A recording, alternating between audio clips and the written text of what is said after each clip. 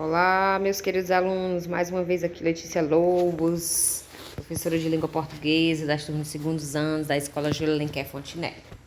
Bom, pessoal, o nosso 13º período se iniciou no dia 16 de novembro a 30 de novembro, tá certo? E aí, nesse nosso 13º período, nós iremos dar continuidade na gramática aos verbos e na literatura ao realismo, mas com ênfase aí na prosa realista de Machado de Assis, por exemplo, tá bom? Então, vamos aqui à próxima página do slide, sobre os verbos. Flexão do verbo por tempo e modo.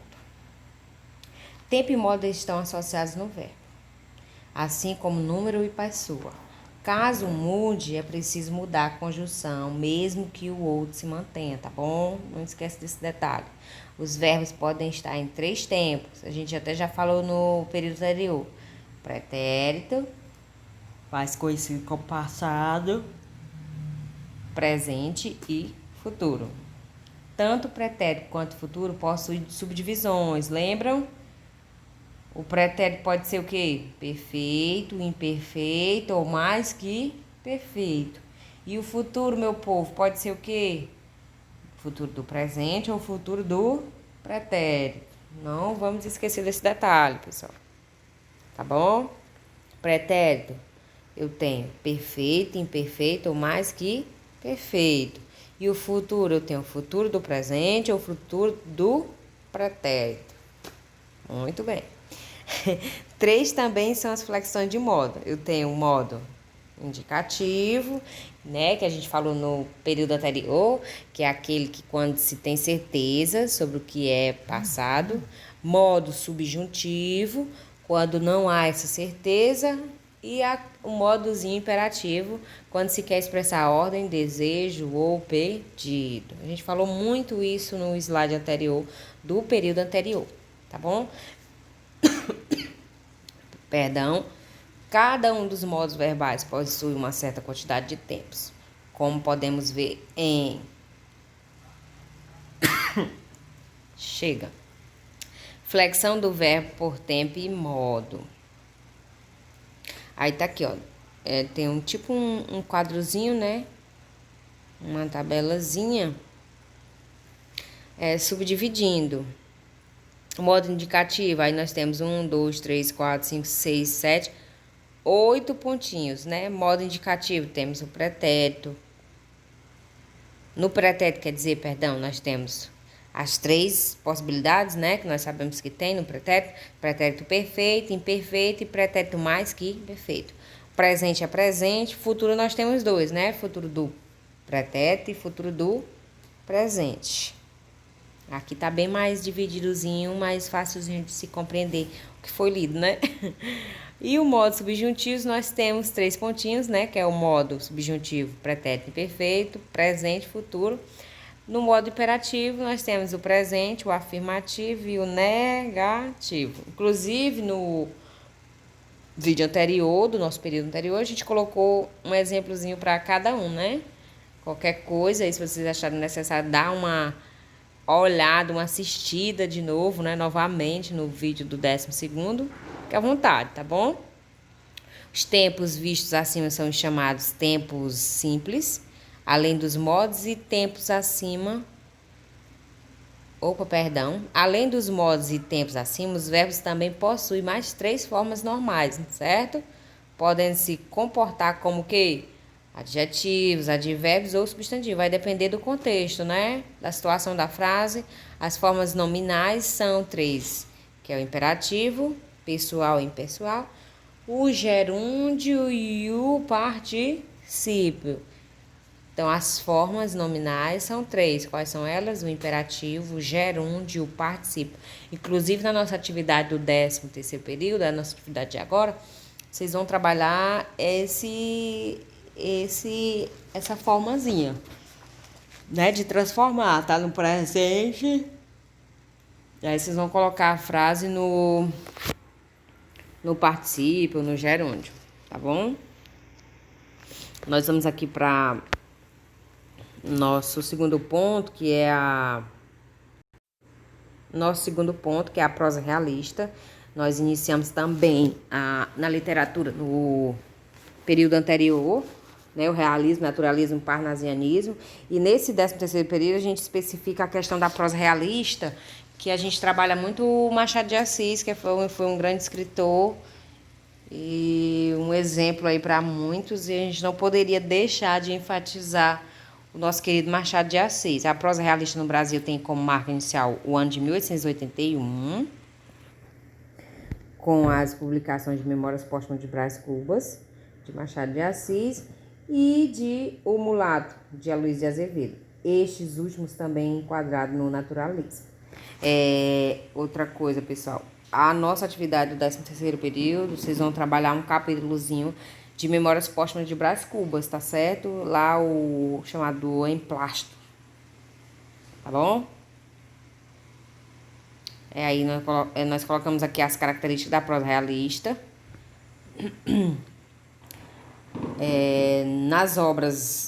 Nas prosas, aliás, realistas, vocês vão ver muito o quê? O subjetivismo, impessoalismo, captação do tempo real, a mulher não é mais idealizada, o retrato da mulher é cru, com seus defeitos e qualidades, não existe amor romântico, os relacionamentos amorosos são marcados por interesses, o casamento é questionado. Então, durante a leitura dessas obras, durante esse período, as características mais marcantes da prosa realista são essas, tá certo? O objetivismo, a questão de não idealizar mais a mulher, tá bom? Não existe aquele amor romântico, é tudo muito prático, muito seco, casamento não é mais questionado, enfim.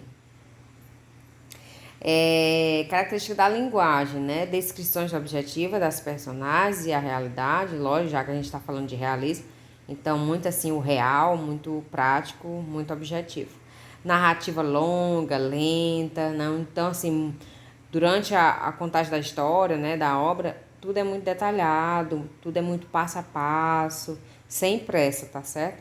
Exploração psicológica da narrativa, detalhamento dos problemas ambientados. Então, os escritores realistas, né, naturalistas, enfim, eles detalhavam muito essa questão do ambiente, dos problemas ambientados no decorrer da obra em produção. A origem da prosa realista, meu povo. O movimento do realismo surgiu a partir de uma reação ao subjetivismo, ou individualismo, né? E ao eu romântico. Em oposição à estética romântica, surge o objetivismo e o impessoalismo. Então, foi por isso, a partir daí, surgiu a prosa realista, certo? Em contraposição aí do eu, né? Do subjetivismo e do individualismo. No realismo, a razão, a pesquisa e a ciência ocupam o lugar antes reservado ao sentimentalismo, tá certo? Então, vem lá da escola romântica, lá do romantismo, toda aquela melancolia, e aí a gente vem para cá com tudo muito real, muito prático, muito objetivo, né? Nada de amor aí nas coisas, não. E a videoaula hoje é com Fox. Por seguir essa estética que os realistas procuram retratar o homem e a sociedade a partir da observação do ambiente, tá bom? A partir daqui, eles começam a ter esse detalhamentozinho, essa visãozinha aí da sociedade, nessa questão da observação do ambiente, tá bom? Também inclui aqui na prosa realista. E o outro pontinho, e no ambiente são considerados os costumes, as atitudes, os comportamentos enquanto ocorre a busca pelas causas dos fatos e fenômenos retratados nas obras, tá bom? Não poderia deixar de colocar esses detalhezinhos aqui sobre como surgiu, né, essa prosa realista, tá certo? O contexto histórico, a gente até já deu uma sondada no 12º período, mas vamos aqui. O contexto histórico do realismo, as transformações ocorridas no século XIX, né, na Europa, influenciam diretamente o surgimento do realismo nas artes, com impulsão à prosa.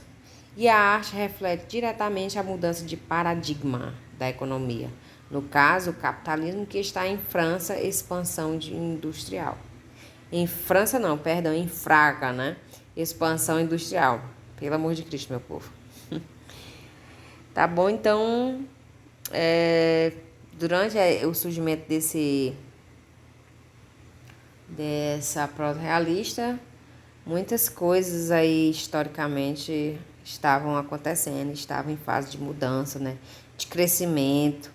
De um lado surgem os grandes negócios sustentados pela massa operária, cada vez mais volumosa e imponente, certo?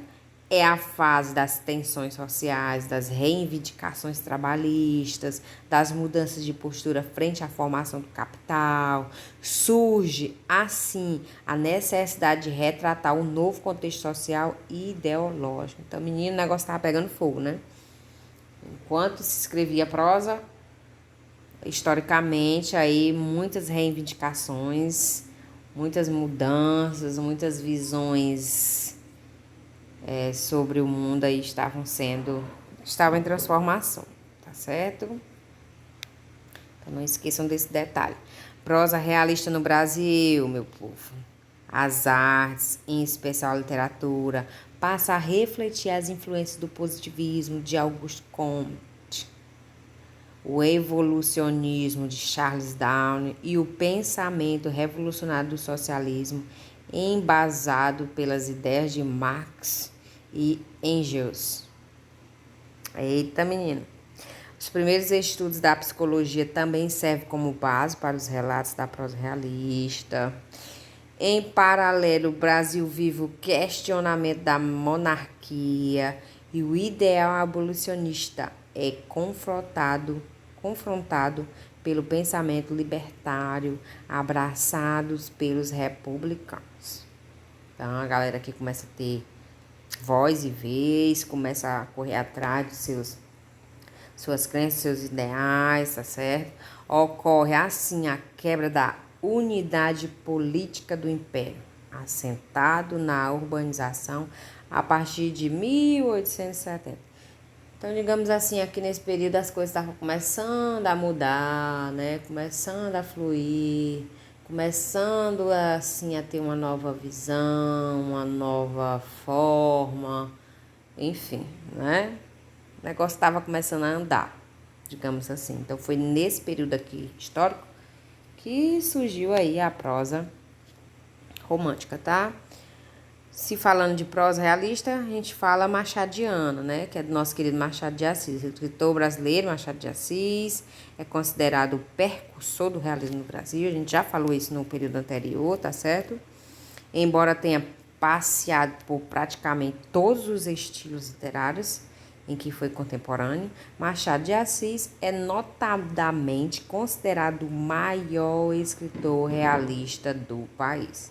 Eu acho que até a gente já falou também isso aqui no período anterior. Então, assim, quando se fala de realismo, a gente lembra logo do extraordinário Machado de Assis, tá certo? O livro Memórias Póstumas de Brás Cuba é apontado como o marco da prosa realista brasileira. E sem sombra de dúvida. Então, quando a gente fala de realismo, a gente lembra logo do Machado de Assis e a gente lembra logo da obra que ficou para a história dele, que foi a Memórias Póstumas de Brás Cubas, tá certo? E a nossa atividade do 13º período é baseada num capítulo dessa obra dele, tá bom, pessoal? A obra foi publicada inicialmente no formato folhetim, na Revista Brasileira de 15 de março até 1º de dezembro de 1888. Então, primeiramente começou como folhetim, depois que realmente virou um livro, tá bom? Opa! Então, assim, pessoal, é isso, a nossa atividade do 13º período na literatura é a prosa realista, é sobre o capítulo de Memórias Póstumas de Brás Cubas. O nome desse capítulo tem como título O Emplasto. E é isso, né? Na nossa gramática, verbos, tempos e modos verbais, tá bom? Então, não deixem de assistir aqui a nossa aula, né? Não deixem de nos nos visitar no WhatsApp para tirar dúvidas, para estar ajudando aí no que for preciso para vocês na realização das atividades de vocês, tá certo? Então, qualquer coisa, chama lá, deixa o link de vocês, se inscreve no canal e é isso. Logo, logo estamos aqui de novo, tá certo? Um grande abraço.